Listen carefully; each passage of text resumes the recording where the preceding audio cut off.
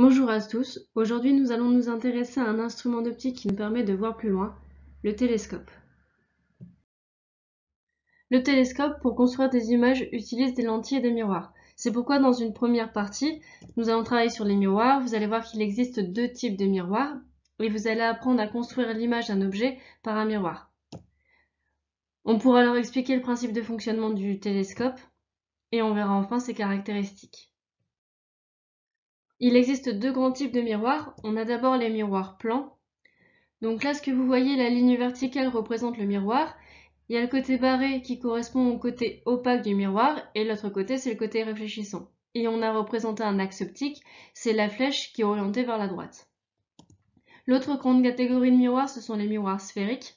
En fait, il s'agit de portions de sphères qui sont réfléchissantes. Et là, on distingue deux types de miroirs sphériques. Il y a les miroirs convexes, pour qui la partie réfléchissante est à l'extérieur de la sphère, et les miroirs concaves, pour lesquels la partie réfléchissante est à l'intérieur de la sphère. On va voir maintenant comment construire l'image d'un objet par un miroir. Et on va commencer par le cas le plus simple, le miroir plan. On a ici un objet AB. L'image de AB par le miroir, c'est simplement le symétrique de AB par rapport au miroir. Et vous vous souvenez, pour construire un symétrique, vous avez vu ça en maths. Si je cherche le symétrique de B par rapport au miroir, je vais commencer par tracer la perpendiculaire au miroir. B' est situé, B', le symétrique de B, est situé sur cette perpendiculaire et il est à égale distance du miroir que B. Donc du coup ici je prends les mêmes distances et j'obtiens B'. On fait la même chose pour A'. Et du coup, on obtient A'B', le symétrique de AB par rapport au miroir, qui correspond aussi à l'image de AB. C'est une image virtuelle, puisqu'on ne peut pas la projeter sur un écran. C'est pareil, hein, quand vous regardez dans un miroir, vous ne pouvez pas mettre un écran à côté de vous et regarder l'image, c'est pas possible. L'image n'est pas projetable sur un écran, donc du coup, il s'agit d'une image virtuelle. Alors, on l'a déjà vu tout à l'heure, hein, il existe deux types de miroirs. Les miroirs concaves, pour lesquels le côté réfléchissant est situé à l'intérieur de la sphère, et les miroirs convexes, pour lesquels le côté réfléchissant est situé à l'extérieur de la sphère. Les miroirs, c'est comme pour les lentilles. Quand on va devoir les représenter, on va le faire de façon schématique. On va pas chercher à faire des arrondis, on va simplement faire un trait vertical qu'on va hachurer d'un côté ou de l'autre, et les extrémités vont être tournées dans un sens ou dans l'autre, ce qui va nous indiquer qu'on a affaire à un miroir concave ou à un miroir convexe. Ensuite, comme pour les lentilles, il va y avoir des points particuliers à connaître. Premier point particulier, c'est le point d'intersection entre le centre du miroir et l'axe optique. C'est ce qu'on appelle le sommet du miroir. Ensuite, on a le centre C du miroir qui correspond au centre de la sphère. Dernier point particulier, c'est le foyer F qui est situé à égale distance du centre et du sommet du miroir. La position du centre et du foyer dépend du miroir auquel on a affaire. Puisque le foyer est au milieu entre S et C, on a la relation SF égale SC sur 2. Faites attention, en optique, les distances ont un signe. C'est pour ça qu'on marque on a des traits au-dessus des distances, ça correspond à des valeurs algébriques. Là, si on regarde pour le miroir concave, SF, on va dans le sens inverse de l'axe optique, donc c'est négatif. Alors que pour le miroir convexe, SF, on va dans le sens de l'axe optique, donc du coup c'est positif. Ensuite, la distance entre le sommet du miroir et le foyer, c'est ce qu'on appelle la distance focale, et c'est noté petit f. Le plan qui passe par le foyer du miroir et qui est perpendiculaire à l'axe optique, c'est ce qu'on appelle le plan focal. Vous devez donc retenir que pour un miroir concave, la distance focale est négative, puisqu'on va dans le sens inverse de l'axe, alors que pour le miroir convexe, la distance focale est positive. Idem pour les distances sommet-centre, c'est négatif pour le miroir concave, alors que c'est positif pour le miroir convexe. On le rappelle ici, une grandeur que vous devez connaître, c'est la distance focale. Son symbole, c'est petit f. Elle s'exprime en mètres puisque c'est une distance. Et elle cela correspond à la distance entre le sommet et le foyer du miroir. Comme pour les lentilles, on connaît la distance focale, on peut calculer la vergence du miroir, qui est notée C, qui s'exprime en dioptrie, et C c'est égal à 1 sur F. A l'inverse, si vous connaissez la vergence, vous pouvez calculer la distance focale du miroir en faisant F est égal à 1 sur C. Faites attention, dans ces relations, la distance focale doit être exprimée en mètres. Pour tracer des images avec des miroirs, on va utiliser la même méthode que pour les lentilles. On va utiliser des rayons particuliers qui sont toujours réfléchis de la même façon sur les miroirs. Il y a 4 rayons particuliers pour les miroirs. Le premier, c'est celui qui passe par le centre optique du miroir. Celui-ci est réfléchi sur lui-même. Donc du coup, le rayon incident et le rayon réfléchi se superposent. C'est valable pour le miroir concave comme pour le miroir convexe. Faites juste attention pour le miroir convexe, le rayon s'arrête lorsqu'il arrive sur la paroi du miroir. Il ne traverse pas le miroir. Il s'arrête lorsqu'il arrive au niveau du miroir. Autre rayon que vous devez connaître, c'est le rayon qui passe par le foyer du miroir. Celui-ci est réfléchi parallèle à l'axe optique. Il en est de même pour le miroir convexe. S'il passe par le foyer du miroir, en prolongement, puisqu'il s'arrête lorsqu'il arrive sur la paroi du miroir, il est réfléchi parallèle à l'axe optique. Troisième rayon, c'est celui qui passe par le sommet du miroir. Celui-ci est réfléchi par le miroir avec un angle identique. L'angle entre le rayon incident et l'axe optique et le rayon réfléchi et l'axe optique sont identiques. On peut faire de même pour le miroir convexe, on obtient cela. Et le dernier rayon que vous devez connaître, c'est celui qui arrive parallèle à l'axe optique. Celui-ci ressort en passant par le foyer du miroir. On peut tracer le même dans le cas du miroir convexe, on obtient cela. Alors maintenant c'est à vous de jouer, on a un miroir, on a un objet AB. Dites-moi de quel type de miroir il s'agit et construisez l'image de AB par le miroir. Mettez sur pause, une fois que vous avez terminé, relancez la vidéo. Alors il s'agit ici d'un miroir concave. Pour trouver l'image de AB par le miroir, il faut déjà compléter la schématisation qu'on a. Il nous manque un point ici, il nous manque le foyer. Il est situé à égale distance entre le centre du miroir et son sommet. Pour tracer l'image de AB, on se sert des 4 rayons particuliers qu'on vient de voir. Le premier, celui qui passe par le centre du miroir, est réfléchi sur lui-même. Et vous voyez ici, j'ai dû prolonger la surface du miroir pour pouvoir le tracer. C'est pas grave, peu importe, on n'a pas d'informations sur la taille du miroir, il peut être très bien plus grand que ce qui est représenté. Ensuite, autre rayon particulier, celui qui passe par le foyer du miroir, celui-ci est réfléchi parallèle à l'axe optique. On a ensuite le rayon qui passe par le sommet du miroir, qui est réfléchi symétriquement par rapport à l'axe optique. Je vous rappelle, on a le même angle entre le rayon incident et l'axe optique, et le rayon réfléchi et l'axe optique. Et le dernier rayon que vous pouvez tracer, c'est celui qui arrive parallèle à l'axe optique et qui ressort en passant par le foyer du miroir. Si votre construction est bien faite, tous les rayons se coupent en un même point, qui correspond à l'image de B et qu'on va noter B'. On peut alors tracer l'image A'B' de AB. On obtient cela. Je vous rappelle, un A' est toujours situé sur l'axe optique et la flèche est orientée vers B'. Donc là, si on veut caractériser l'objet qu'on a obtenu, on a un objet qui est plus petit et qui est orienté vers le bas. Il y a 2 cas particuliers que vous devez connaître et qu'on va voir maintenant. Premier cas particulier, c'est celui-ci. On va chercher l'image de l'objet ici AB, qui est représenté par la flèche, par le miroir. On commence par tracer le premier rayon particulier, celui qui passe par B et par le centre du miroir. Celui-ci est réfléchi sur lui-même. On peut tracer ensuite celui qui passe par le sommet du miroir. Et le dernier rayon qu'on peut tracer, c'est celui qui arrive parallèle à l'axe optique et qui ressort en passant par le foyer du miroir. On ne peut pas tracer ici le dernier rayon puisque le rayon qui passe par B et par F n'atteindra jamais le miroir et donc ne sera pas réfléchi. Et vous observez ici que tous les rayons qui ressortent n'ont pas l'air de se croiser en un même point, ils semblent parallèles. Vous vous souvenez, vous avez vu ce cas-là avec les lentilles. Si les rayons ressortent parallèles, en fait, ils ne sont pas tout à fait parallèles. Donc petit à petit, ils se rapprochent, sauf que du coup, leur point d'intersection est situé très loin. En fait, l'image est située à l'infini.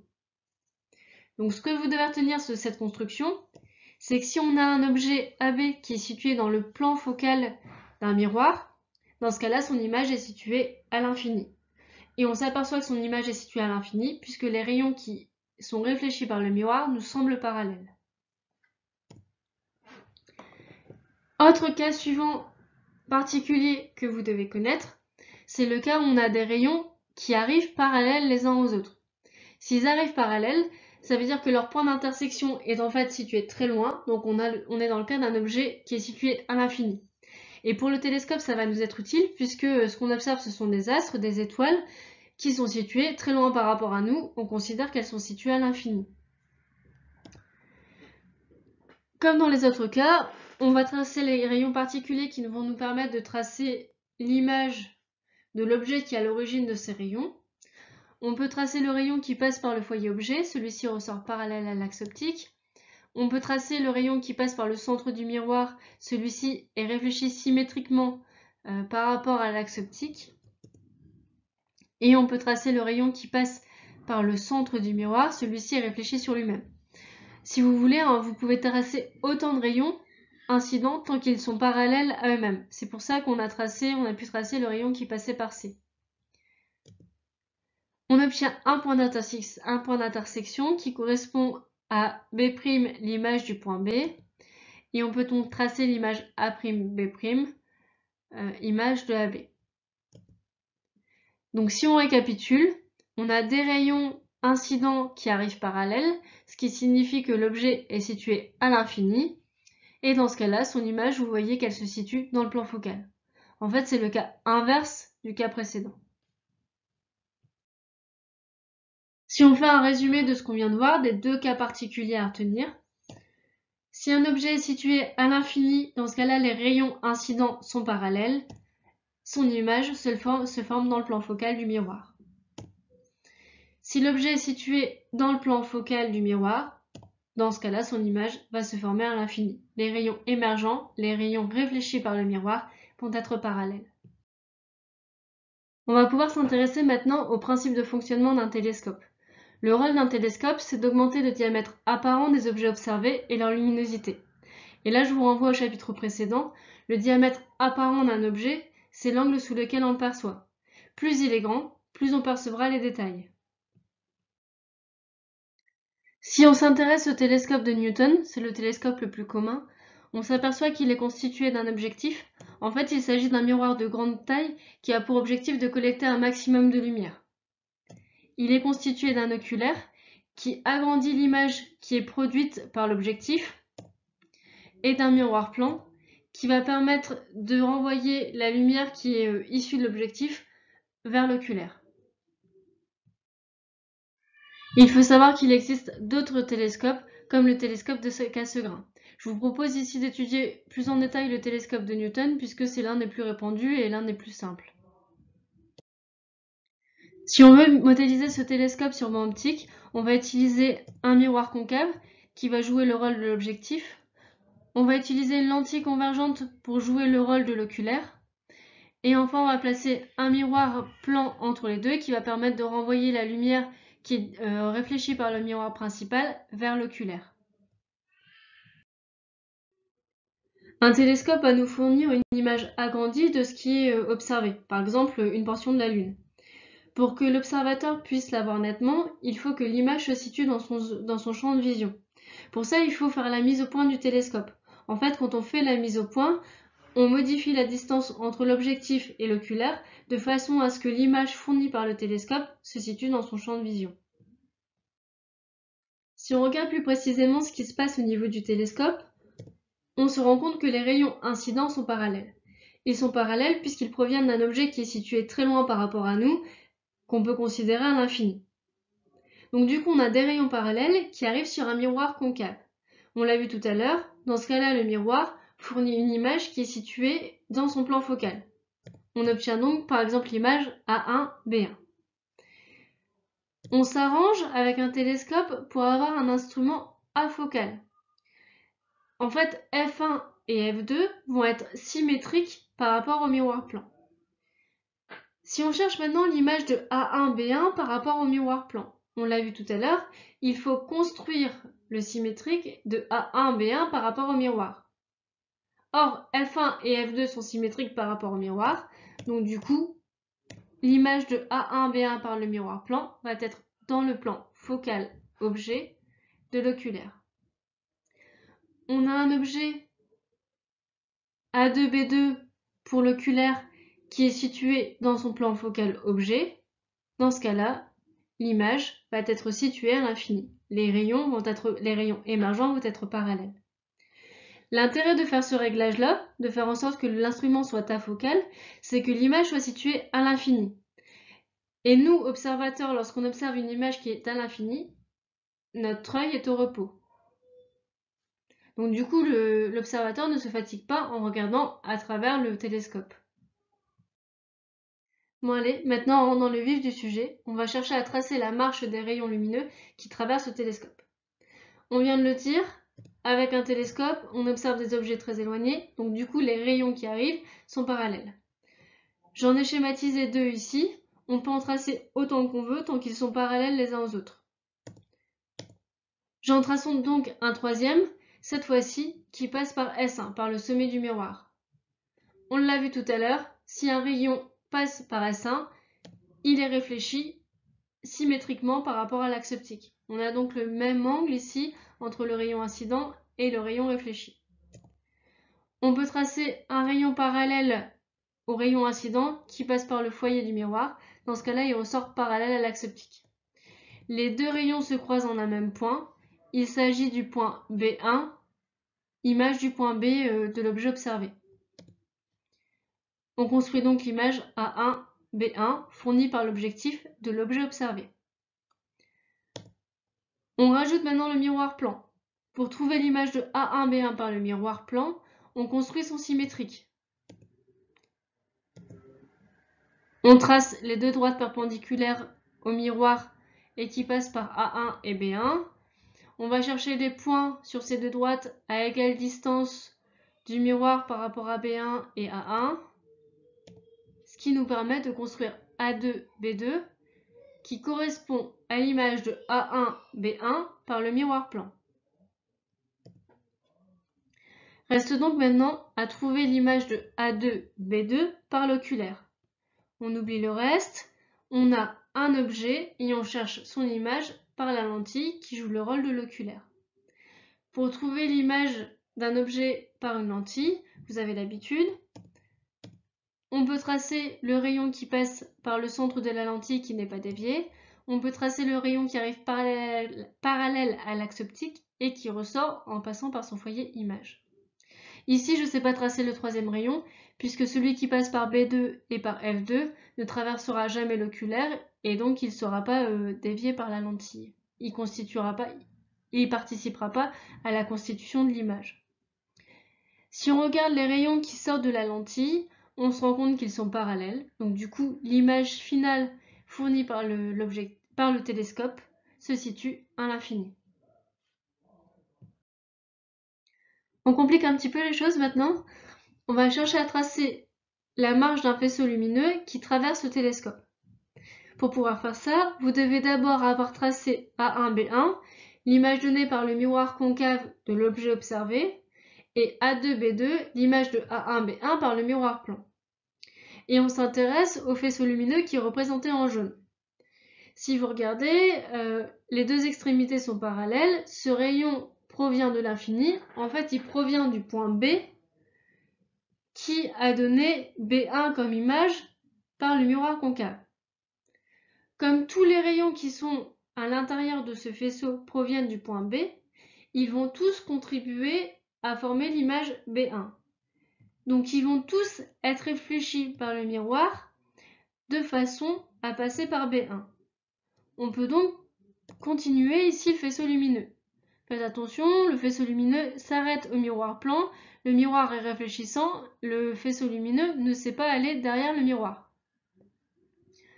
Ensuite, on continue de la même façon. Tous les rayons qui passent par B1 vont participer à la formation de B2. Donc, une fois qu'on arrive au miroir, les rayons s'arrêtent et vont être réfléchis de façon à passer par B2. Voici le deuxième. On peut donc continuer la marche du faisceau lumineux. Il est là.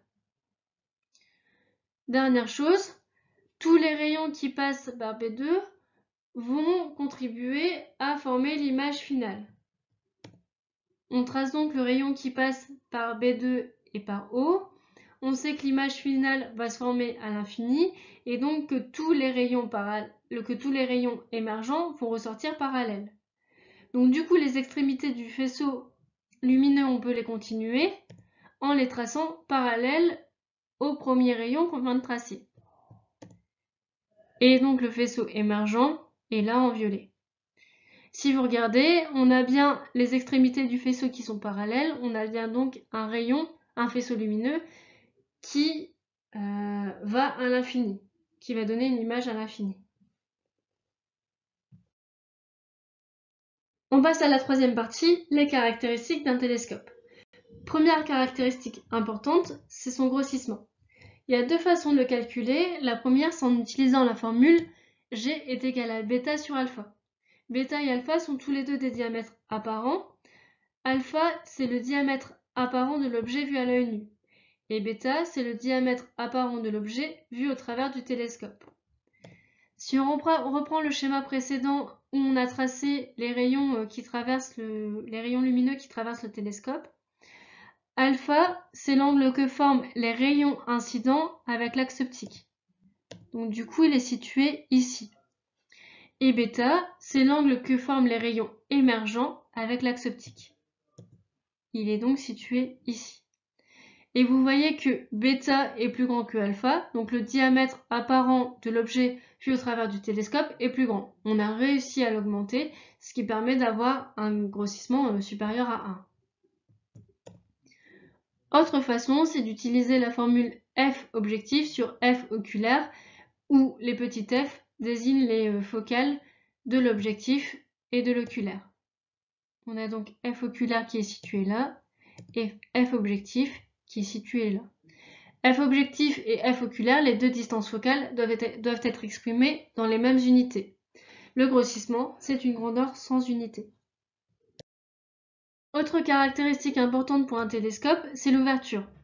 Ça correspond au diamètre du miroir principal. Ce paramètre-là est important puisque plus le miroir principal va être grand, plus il va réussir à collecter de lumière. Et du coup, plus l'image que vous allez observer au travers du télescope sera lumineuse et plus vous allez pouvoir déceler, observer dans le ciel des objets peu lumineux. En fait, quand vous regardez les caractéristiques d'un télescope, on va vous donner deux nombres séparés par un slash. L'ouverture, ça correspond au premier nombre qui est donné.